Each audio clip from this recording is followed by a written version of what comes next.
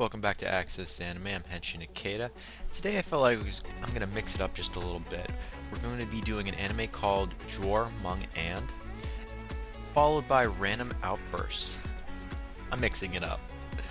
Well, let's dive right in and do the anime Jormungand. I'm doing the intro, not the full episode, because I'm watching the rest of it tonight. Hopefully in the morning tomorrow I'll be done with it, but we'll see. Now, Jormungand actually has 12 episodes, and it actually has a sequel. It's called Jormungand Perfect Order. I'm not sure how many episodes that actually has. I think probably one.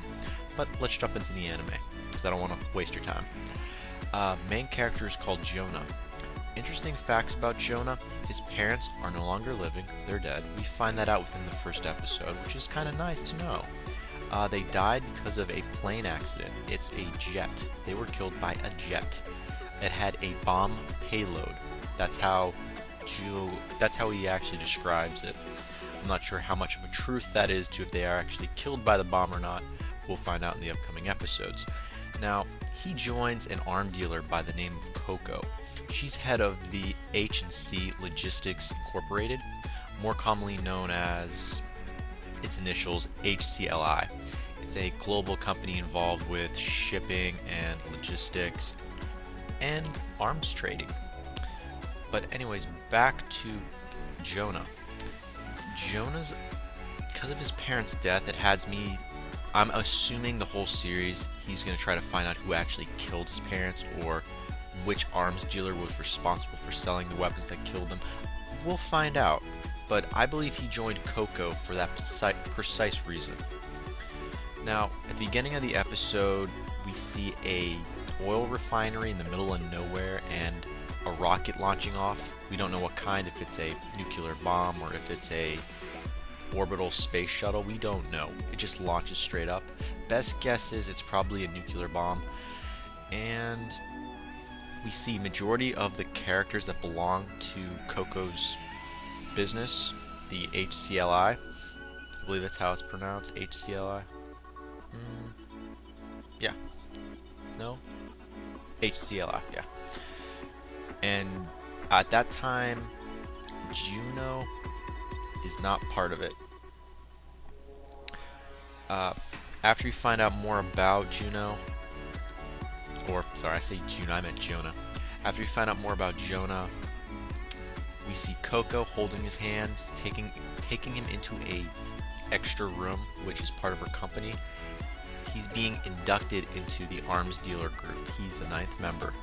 Now, we don't actually know all the members, just 2 besides Coco and Jonah. Liam and V. V stands for Velmet, which is spelled V-A-L-M-E-T. I can't pronounce it, so I'm just going to say V.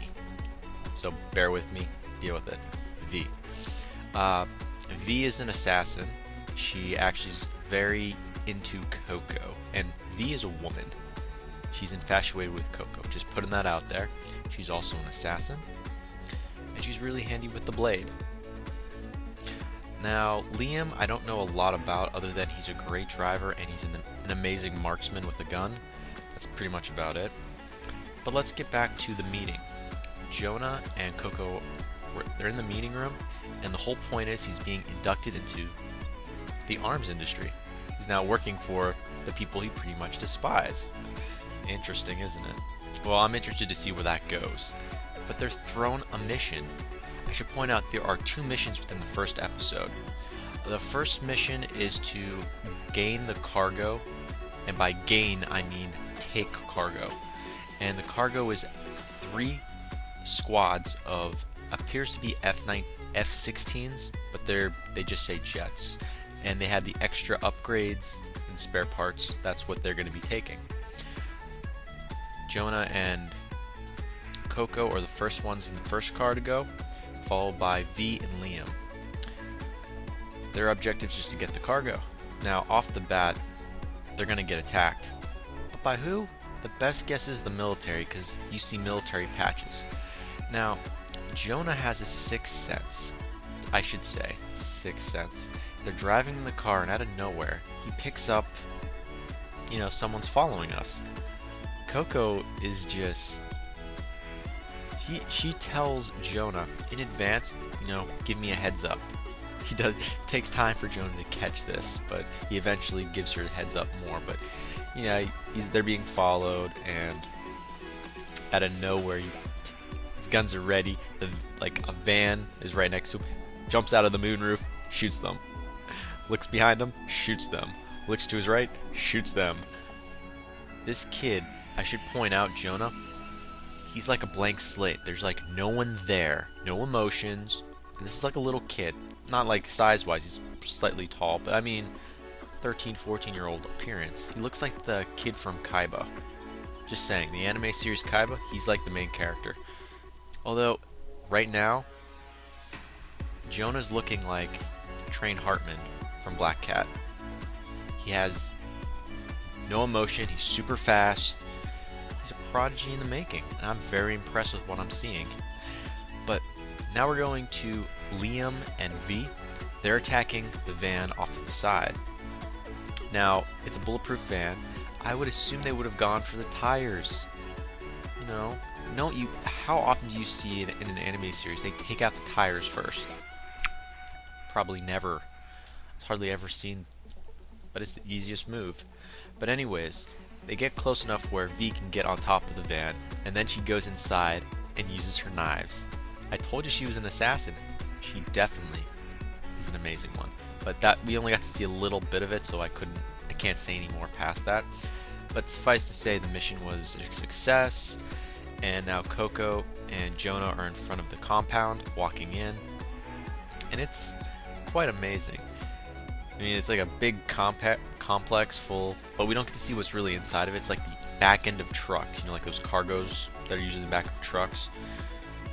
But I should point out, just before they enter, you see Jonah in the car with Coco, and he's pulling out a grenade because the car behind them, which was full of military guys, I believe it was a Humvee, has a rocket launcher. Pops up, is ready to fire it. Jonah says a few things, very small words, because he's trying to act fast on this. He pulls out a grenade, throws it, and just when the rocket launcher launches, it stopped the rocket from hitting it. It was like genius. It's a heat seeker, so I love how this kid thinks.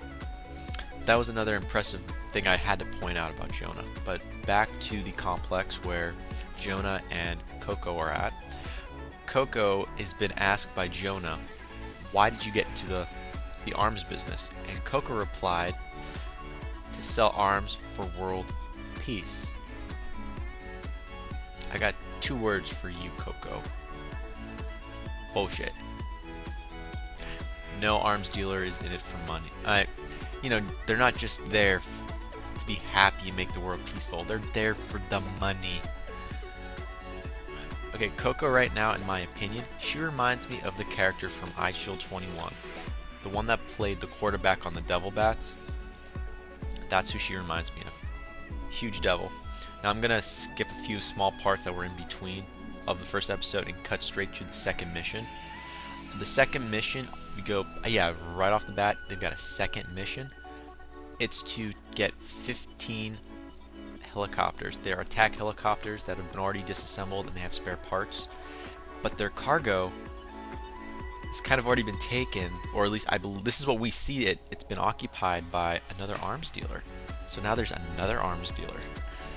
And this guy has taken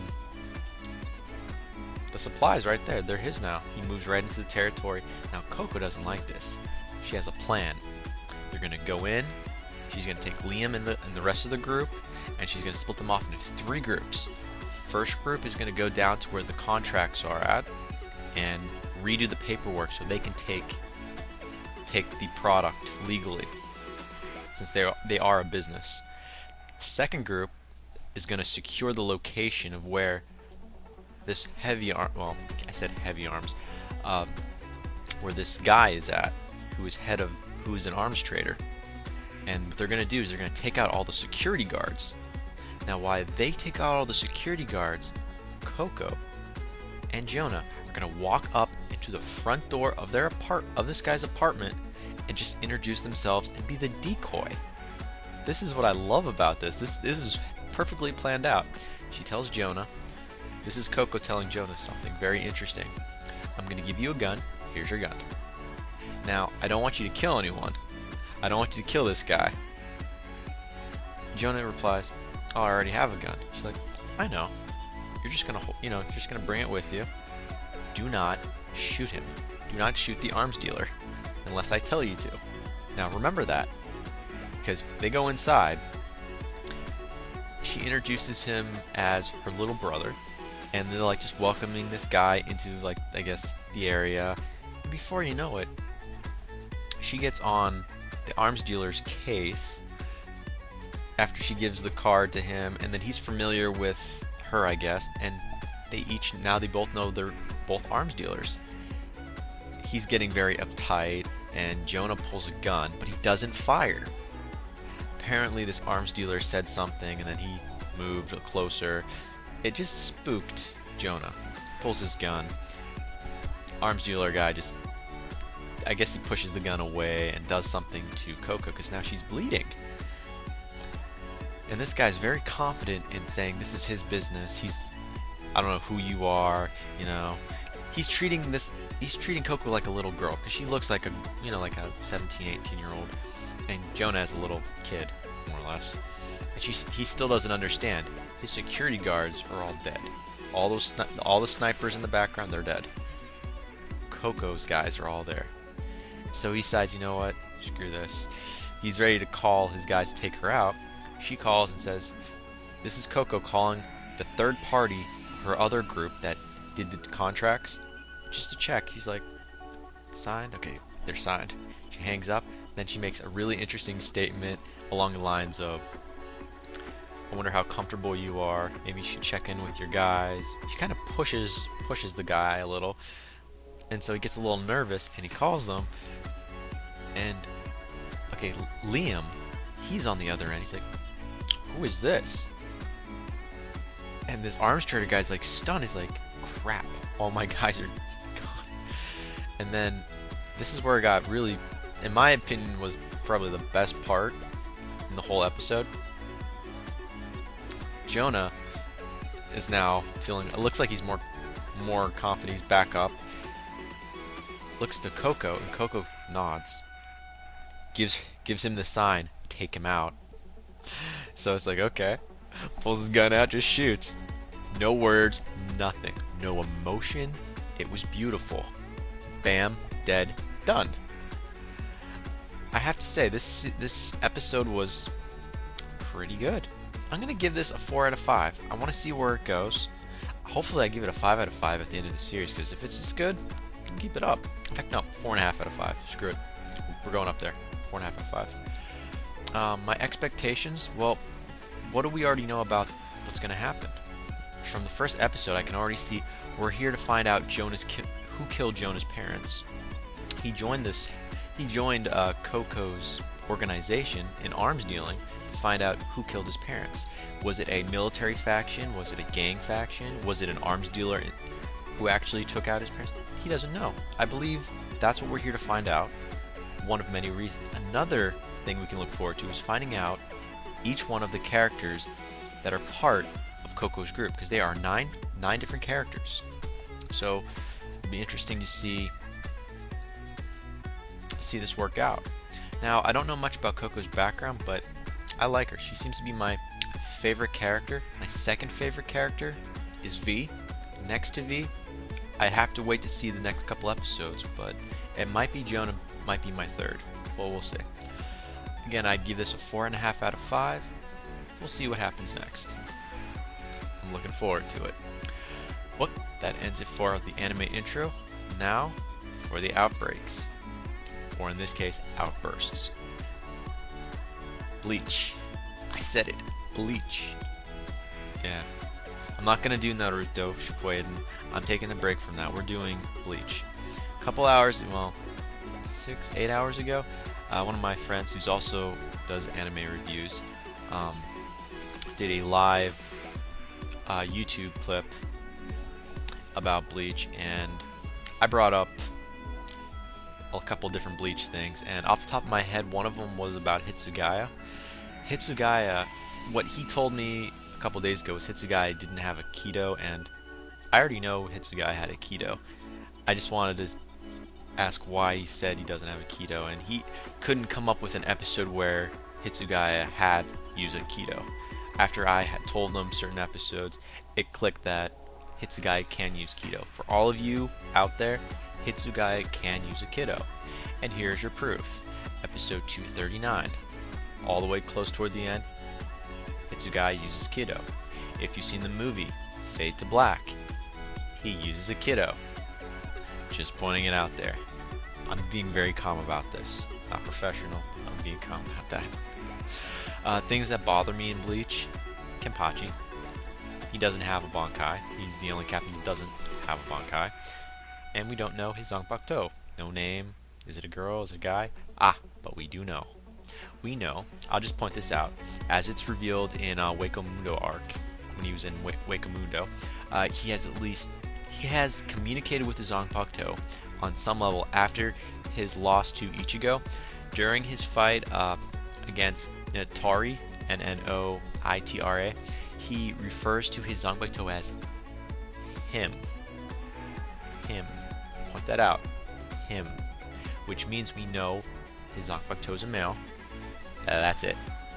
Now, when I played my Bleach game on Wii, we still no name, no nothing. So I don't check the manga, check the anime, and pretty much nothing. So something to look forward to hopefully in the manga later on is the name, an image, a shadow, something would be nice. My favorite character in Bleach, I'm going to state this. Female character. Kaiko Shiba. It's K-U-K-A-K-U Shiba. Yeah, she's my favorite female character, not Orihime. Orihime is, maybe at the beginning, because we didn't see all the other characters, yeah. But when we get to know more characters, no. Shiba's well, she's more attractive, she's very aggressive. I don't know, her character it intrigues me, so I have to say I like her. As for male characters, other than Ichigo, I'll say this again, other than Ichigo, since Ichigo is my favorite, what is my favorite character next to him? Ashido. Who is Ashido? I get that sometimes people ask me, well, who is Ashido? The Shinigami that was trapped in Wakamundo. I think he could be a par with Ichigo, if we could have saw more of him. I mean, we know he's not dead, so he is alive, but they just slowly panned him out. But I liked him. I think it'd be an interesting add-on to the series, or the manga in this case. But it's yet another character. Well, I'm gonna end my little Bleach outburst there, and move on to talk about other things. If you haven't noticed by now, I've already done my first AMV for my channel. Couple little bugs from it, at least in my opinion. I still have a couple things to work out with through the software, because from 2003 all the way up until 2008, I used slightly the same software. I always slightly mix it up with each new laptop I got. Now we have different operating systems. I've gone through 3 new different operating systems. So with each different operating system, certain software no longer works, and patches no longer work, so I had to switch with something. I had to waste $500 here, $800 there. I had to buy really good programs, and they've turned out to work somewhat pretty good. I'm still working the bugs out, but let me know what you think on them, because of this one anyways, and I'll see what I can do to make my next AMV a little more attractive. My AMV I did this time around was Kazuno Stigma. I love Kazuno Stigma. It's one of my favorite anime of all time. I wanted to make it more about Kazuma, but it was my first AMV for my channel, so I just had fun with it. But let me know what you think. What else can I quickly rant about? What other outburst? Oh, I know one. No, can't say that one. Oh, yeah, I can say that one. I've been checking out more anime lately for sports-related anime, and it's been bugging me like crazy how people, when they say, I want to watch an anime about sports, well, here's a catch. If it's a future sport that doesn't exist in our present time, then it's not a sport. Just FYI there, and it bugs me when people try to ask me about that. If someone were to ask about it, I'd recommend iShield 21, Prince of Tennis, Hakuro no Go. I always pronounce that wrong, Hakuro no Go. But that's a board game, but in Asia it's more along the lines of a pastime sport in some cases, so I consider it a sport. Now, that's not to say air gear isn't a sport, it's just not a recognized one right now. But you know, rollerblading, in some cases there are sports, so air gear is it's a flip of the coin. I love that series, so I'd probably side with yeah, it is a sport, but technically it's not. Now, if you were to watch something involving a tournament like IGPX, I think Toonami came out with an anime series, IGX or IGPX. That series is like NASCAR to a point, but with mechas. I can't see that as a real sport right now, so I don't recognize that. Now, Zoids came out with a separate season's worth of a tournament.